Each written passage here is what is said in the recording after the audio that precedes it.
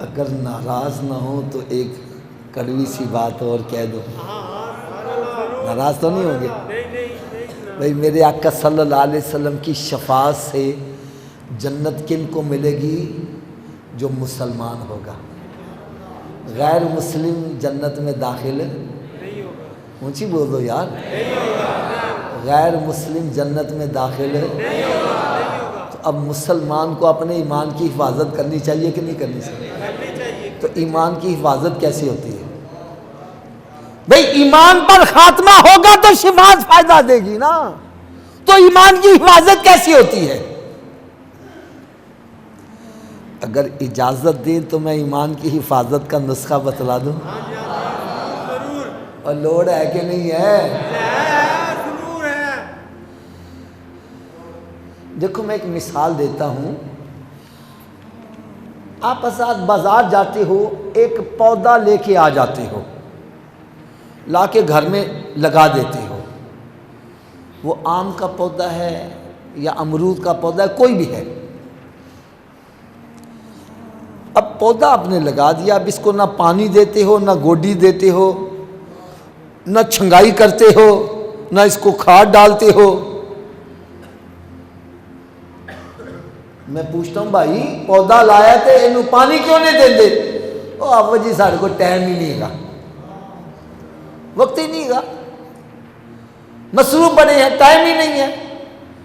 میں کہتا ٹھیک ہے جی نہیں ٹائم دیتے تو نہ صحیح. پھر کل کو اگر یہ چاہو یہ پودا تمہیں پھل بھی دے اور گرمیوں میں سایہ بھی دے، ایسا ہو جائے گا؟ اونچی بولو ذرا، اور اونچی آواز سے بولو.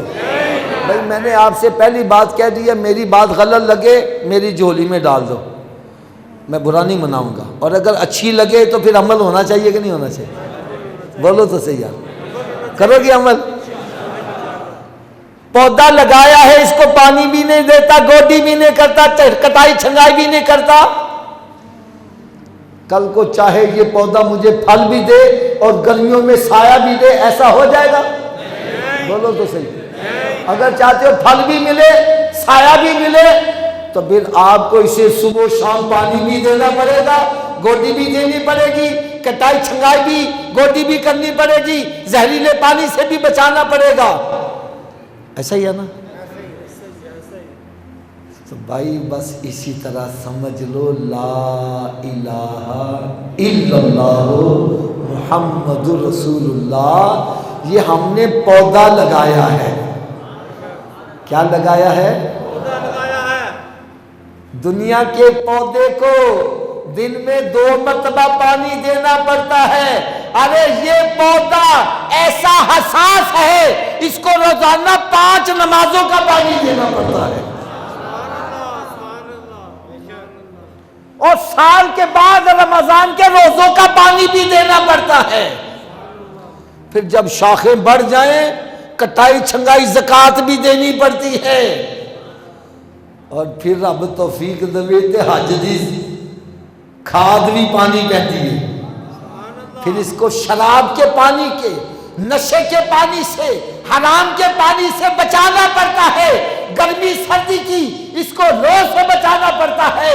ارے جب تم اس کی حفاظت کرو گے، اس کو وقت دو گے، اس کو نمازوں کا پانی دو گے، تو قیامت کے دن جب سورج 1.25 میل کے فاصلے سے آگ برسا رہا ہوگا، یہی پودا ہمیں کھانے کو پھل بھی دے گا اور سایہ بھی ہمیں مہیا کرے گا.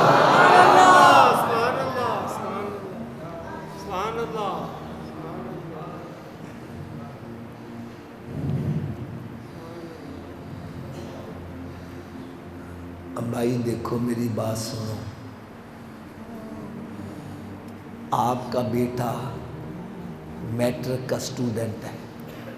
کون سی کلاس کا؟ میٹرک کا.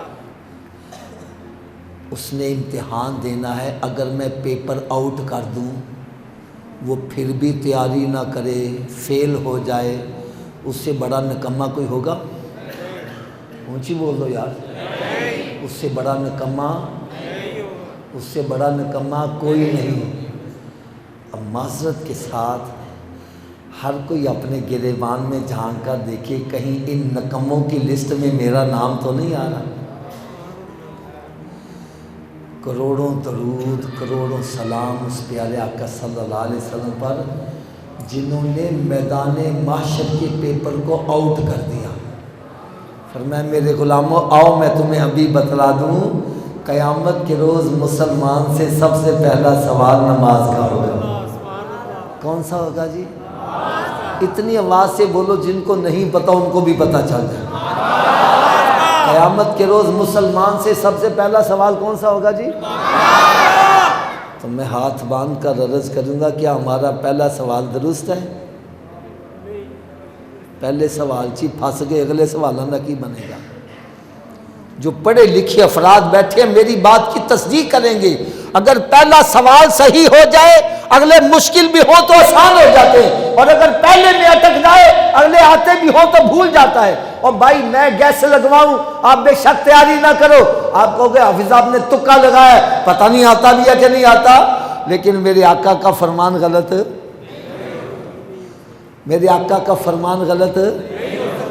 تو جب سرکار نے فرما دیا پہلا سوال ہی نماز کا ہوگا، پھر ہمیں نمازی بننا چاہیے کہ نہیں بننا چاہیے؟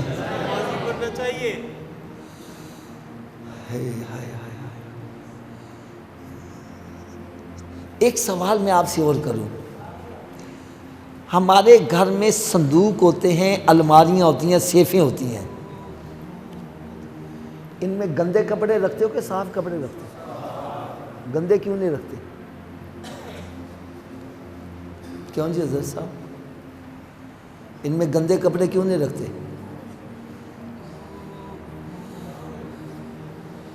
نہیں بھائی، اس کا جواب یہ ہے ہم نے صندوق بنایا ہی پاک کپڑوں کے لیے ہے۔ کن کے لیے ہے؟ پاک کپڑوں کے لیے۔ ناپاک کپڑوں کے لیے باسکٹ ہے۔ جب ہم نے صندوق بنایا ہی پاک کپڑوں کے لیے ہے تو پاک کپڑے ہی اس میں رکھے جائیں گے، ناپاک نہیں رکھے جائیں گے۔ ارے رب تعالیٰ نے بھی جنت جو ہے وہ پاک لوگوں کے لیے بنائی ہے۔ سبحان اللہ، سبحان اللہ، سبحان اللہ۔ کن کے لیے بنائی ہے؟ پاک انسانوں کے لیے۔ ناپاکوں کے لیے دوزخ ہے۔ ہائے ہائے ہائے، میرے آقا صلی اللہ علیہ وسلم کی چشمان مبارک سے آنسو آ گئے۔ اے مالک مولا، میرے امتی تو گناہ کریں گے، ان کا اندر ناپاک ہو جائے گا، وہ دوزخ میں جلیں گے، میں ان کو جلتا کیسے دیکھ سکوں گا؟ یا اللہ تو کرم نوازی فرما دے۔ رب تعالیٰ نے ارشاد فرمایا میرے محبوب یہ 5 نمازوں کا تحفہ لے جاؤ۔ کیا لے جاؤ؟ نمازوں سے کیا ہوگا؟ فرمایا جس طرح کسی کے گھر کے سامنے نہر جاری ہو اور وہ دن میں 5 مرتبہ اس میں غسل کرے، اس کے بدن پر میل نہیں رہے گی، فرمایا تیرا امتی 5 نمازیں پڑھے گا، اس کے باطن میں گناہوں کی میل نہیں رہنے دوں گا، جنت میں جانے کا حقدار بنا۔ اچھا، ایک حدیث میرا خیال ہے شاید آپ کی اس مسجد میں بھی لکھی ہو، عموماً مسجدوں میں لکھی ہوتی ہے، الصلاۃ مفتاح الجنہ، نماز جنت کی چابی ہے۔ جنت کی چابی ہے، اونچی بول دو یار، چابی ہے، جنت کی چابی ہے۔ اچھا، چابی کے بغیر تالا کھولو گے؟ تو چابی کا بندوبست پھر مرنے کے بعد کرنا چاہیے نا، کہ پہلے کرنا چاہیے؟ پہلے کرنا چاہیے۔ اچھا، کیا ہر چابی ہر تالے کو لگ جاتی ہے؟ نہیں۔ اس کی کیا وجہ ہے؟ اصل میں تالے کے اندر لیور ہوتے ہیں، جتنے لیور کا تالا ہوگا چابی کو اتنے دانتے پڑے ہوں گے تو چابی گھومیں گے، چابی گھومے گی تو تالا کھلے گا۔ اگر لیور ہیں 10، چابی کو دانتا ہے 1، تالا کھل جائے گا؟ 2 سے 3 سے کب کھلے گا؟ 5۔ آج میں آپ کو یہ بتلاؤں جو جنت کو تالا لگا اس کے 5 لیور ہیں۔ کتنے لیور ہیں؟ 5۔ پہلے کا نام ہے فجر، دوسرے کا نام، تیسرے کا، چوتھے کا، 5ویں کا۔ اب جو ایک نماز پڑھتا ہے 1 دانتا ڈال رہا ہے، تالا کھل جائے گا؟ 2 سے 3 سے کب کھلے گا؟ تو آج کے بعد کتنے دانتے ڈالنے ہیں؟ سب کی آواز نہیں آ رہی ہے.